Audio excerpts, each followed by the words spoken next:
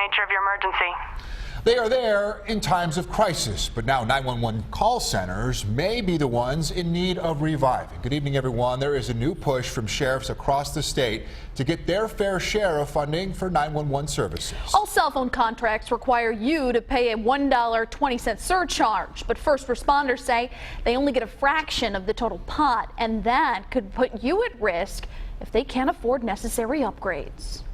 It's a scene many won't soon forget from August when the high-tread International Tire Recycling Plant in Lockport went up in flames. Niagara County Sheriff James Vautour says thankfully they were equipped to handle all the calls for help. We got a lot of 911 calls, but we weren't overwhelmed to the point where we couldn't handle them. We were able to handle them. The technology we have today is today's technology. But there's growing concern over future emergencies.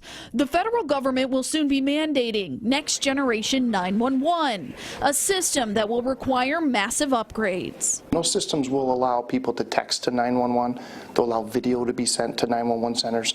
And video in the Lockport fire could have been very critical for us to be able to see where it was burning and where to position firefighters. Vautour says the cell phone 911 surcharge amounts to $185 million a year. But 911 centers across the state are seeing less than half of that money, roughly $75 million of the pot. The rest is tossed into the state's general fund, and it just isn't worth the price of public safety. All we're asking for is a fair distribution of the money when it comes in.